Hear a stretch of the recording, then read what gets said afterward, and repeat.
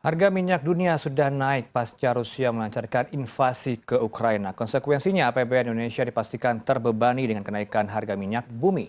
Lalu bagaimana strategi atau action plan yang bisa diambil Indonesia agar bisa terhindar dari krisis energi terutama yang berasal dari minyak bumi?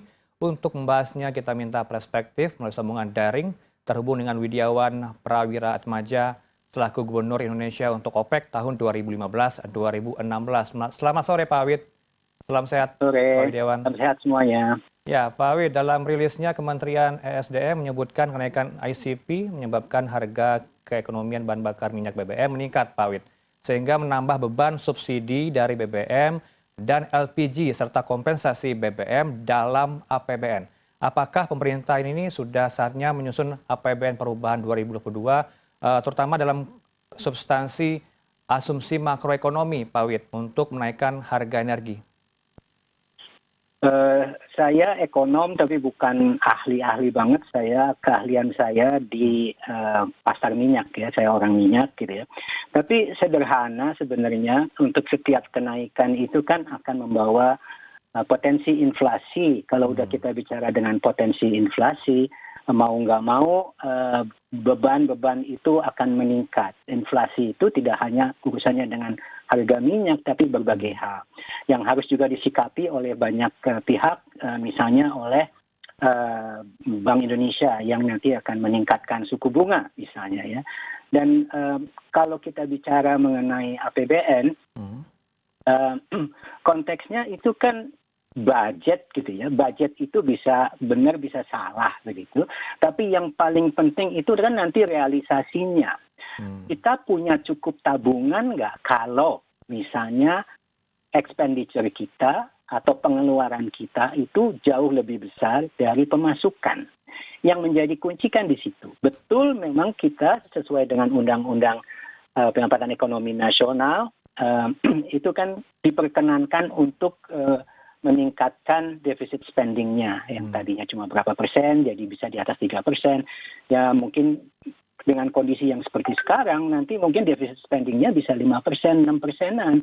Kalau udah begitu memang ini adalah respon yang harus dilakukan untuk setiap krisis kan begitu.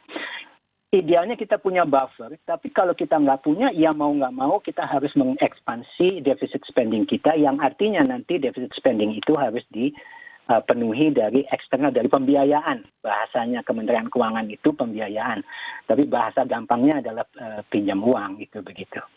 Berarti kalau direvisi dalam APBN, harga patokan ICP 2022 sebaiknya direvisi moderat ke level 80 hingga 90 dolar Amerika per barel. Ini sudah tepat atau belum, Pak Wid?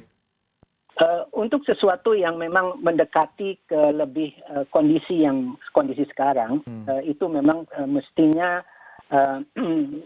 lebih baik demikian ya. Jadi kita proyeksi kita akan jadi lebih mengena gitu, lebih dekat kepada kondisi kenyataannya. Tapi kita kan nggak tahu nih, Mas Heranov, kalau misalnya ini mau berapa lama?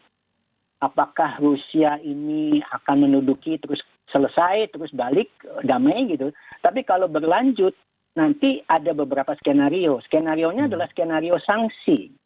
Kalau skenario sanksi itu misalnya nanti, saya nggak yakin tuh kalau soal energi ya, untuk minyak bumi, apalagi gas gitu, yang untuk Eropa Barat, mereka akan menyetop supply atau berhenti membeli. Berhenti membeli minyak itu akan membuat harga minyak all the way to the roof. Kalau ini berkepanjangan bisa lebih dari 140, 150 gitu ya. Tapi dari harga gas kalau diberhentikan, Eropa mati. Jadi 40% supply untuk gas Eropa itu datang dari Rusia. Apa mau di-stop? Nggak mungkin gitu ya. They simply too big. Russia is simply too big to put sanctions on oil and gas. Untuk yang lain-lain bisa lah ya, di bank, di segala macam yang lain bisa. Tapi untuk energi, komoditas ini sangat-sangat strategis yang kemungkinan pendekatannya nanti adalah pendekatan praktikal. Nah, walaupun ada pendekatan praktikal dan orang melakukan perubahan-perubahan misalnya pengadaan ya, yang tadinya beli dari Rusia, nggak jadi beli dari Rusia. Tapi kalau China yang tadinya beli dari Rusianya sedikit, kalau misalnya orang nggak jadi beli dari Rusia, dia beli lebih banyak dari Rusia, China beli banyak dari Rusia, mungkin balance.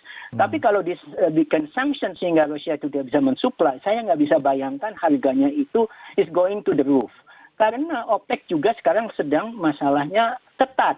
Demand minyak lagi tinggi, demand energi lagi tinggi karena tadinya winternya juga sangat dingin begitu ya. Belum lagi sehingga konteks ini akan punya ripple effects gitu ya dari baik gas, batu bara dan minyak itu sendiri. Sebenarnya yang jauh lebih gawat itu harga gas sebenarnya. Harga gas itu jauh lebih tinggi di atas parity-nya minyak. Jadi kalau misalnya harga minyak sekarang sudah lebih dari 100 dolar, misalnya kemarin 118 gitu ya. Harga minyak yang kalau hitungan parity di sekitar 17 dolar per million BTU, sekarang udah 35 dolaran, double dari kondisi itu yang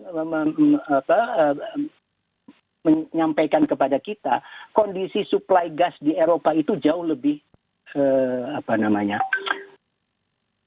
krusial dibandingkan dengan supply minyak gitu. Minyak jauh lebih fungible, lebih bisa dia di trading. Tapi kalau minyak aja udah sampai 130, 150 nanti itu sangat tergantung dari berapa lama kasus ini akan terjadi dan seberapa jauh sanksi itu akan diterapkan. Apakah minyak dari Rusia dan gas dari Rusia akan kena sanksi atau tidak?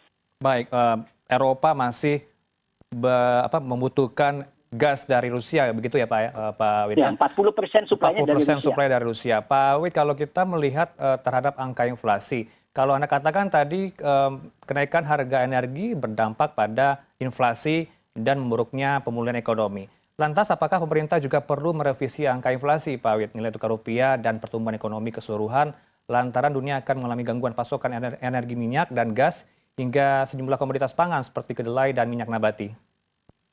Ya, ini kan semua opsi kan si malakama ya, Pak Heranov ya. Jadi kalau misalnya harganya tidak disesuaikan, otomatis subsidinya makin tinggi.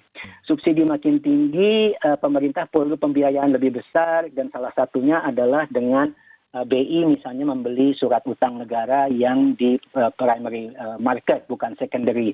Artinya itu sama aja dengan mencetak uang. Otomatis dia akan meningkatkan inflasi gitu ya. Nah, kalau misalnya itu tidak dilakukan, harga disesuaikan, dia inflasinya datang dari kenaikan harga-harga. Jadi mau nggak mau ini kan harus ditangani. Mau seberapa jauh kita mau menghadapi ini semua gitu ya.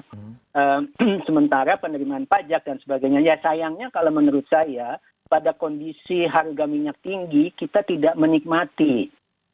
Pertama, produksi minyak kita kan turun terus, sekarang di bawah 700 ribu barrel per hari. Yang seharusnya dengan harga tinggi ini, lapangan-lapangan yang tadinya tidak ekonomis, harusnya kan lebih ekonomis, sehingga produksi menurut saya harusnya meningkat. Tetapi kita belum lihat nih produksi-produksi yang meningkat itu, karena hanya dengan itu pendapatan juga akan naik dari sisi pendapatan karena meningkatnya harga minyak ini. Kalau gas kita tidak bisa berharap banyak karena gas kita itu tidak dikaitkan dengan spot market, tapi lebih banyak dikaitkan dengan harga minyak. Jadi yang tadi 35 dolar harga LNG spot itu kita tidak bisa menikmati. Yang kita bisa menikmati adalah berdasarkan kontrak kita yang rata-rata antara 12 sampai 14% harga ICP per million BTU. Jadi kalau misalnya harganya 100, ya dia hanya dijual 12 sampai 14 dolar per million BTU. Nah, itu memang akan naik gitu ya. Tetapi kan kita sudah masuk kepada kontrak. Kontrak itu volumenya tertentu, jumlahnya tertentu, harganya tertentu yang tidak bisa menikmati boom dari harga yang tinggi ini gitu, Pak Hermano. Ya, mengantisipasi imbas dari invasi Rusia ke Ukraina ini, Pak Wid, apakah perlu juga negara-negara OPEC ini mengeluarkan volume minyaknya untuk negara-negara yang membutuhkan?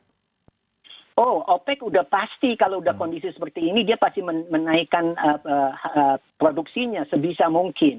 Dan ini akan dimintakan juga misalnya nanti Presiden Amerika ya pasti telepon ke Presiden Saudi, Raja Saudi gitu ya. Tolong dong. Tapi nggak segampang itu. Karena kalau misalnya OPEC itu mudah untuk menaikkan produksi, waktu kita sebelum perang itu nggak akan sampai harga itu mencapai $85 per barrel. Itu sudah mengindikasikan bahwa kenaikan demand jauh lebih pesat dibandingkan dengan kenaikan supply. Jangan lupa ada satu negara OPEC yang saat ini kena sanksi dan dia tidak bisa memproduksikan minyaknya secara besar, yaitu Iran. Iran itu harusnya bisa produksi sekitar 4 juta barrel per hari. Sekarang paling 2 juta, 2,5 juta barrel per hari because of sanction. Tahun 2015, Barack Obama pernah mencoba membuat deal, nuklir deal, tapi tahun 2018 dicabut oleh Donald Trump. Sekarang Biden mencoba memperbaikinya lagi sehingga di awal Desember perundingan awal sudah mulai dan harusnya kalau nggak ada perang ini mungkin sudah selesai. Nah, kalau terjadi deal, sebenarnya OPEC dengan mudah bisa menambah 1 juta sampai 1,5 juta barrel per hari di kuartal kedua atau di paruh kedua tahun 2022 dan itu akan memungkinkan harga bisa akan terjaga gitu. Tapi dengan kondisi sekarang ternyata sebagian besar fasilitas produksi di OPEC itu juga bermasalah. Venezuela udah jelas ya, dia cadangannya besar tapi kondisinya porak-poranda sehingga dia tidak bisa memproduksi lebih dari misalnya 1 juta barrel per hari. Nigeria ribut terus, Libya juga demikian kondisinya. Ada beberapa tempat juga yang tidak bisa mengejar kebutuhan peningkatan demand. Masalahnya juga demand ini ternyata lagi naik. Kenapa demand itu naik? Ternyata setelah kondisi COVID ada yang namanya pent up demand. COVID membuat semua kebutuhan atas minyak karena mobilitas berkurang itu jatuh gitu ya. Tahun ini itu diperkirakan seluruh permintaan minyak secara agregat sudah melebihi kondisi sebelum COVID. Memang betul permintaan aviasi misalnya jet fuel atau itu untuk airlines itu masih di bawah tahun 2019, tapi untuk transportasi darat, gasolin maupun gasoil gitu ya, kalau kita biasa sebut bensin dan solar, itu sudah jauh lebih tinggi dari tahun 2019. Kebayang kalau hal ini kebutuhannya terus meningkat, di mana OPEC Plus-nya itu juga kewalahan untuk meningkatkan produksi tanpa Iran juga dikurangi sanksinya gitu ya. Nah ini jadi semua simalakama karena OPEC-nya terbatas, tempat lain juga terbatas. Ya mudah-mudahan keran produksi itu bisa dibuka secara cepat, tapi kita tahu bahwa itu butuh waktu. Nah, sampai kapan itu bisa mengikuti kebutuhan, apalagi jika misalnya minyak dari Rusia itu di atas 10 juta barrel produksinya, ekspornya lebih dari setengah gitu ya. Kalau itu dikurangi, kebayang saya bahwa harga langsung melonjak tinggi drastis.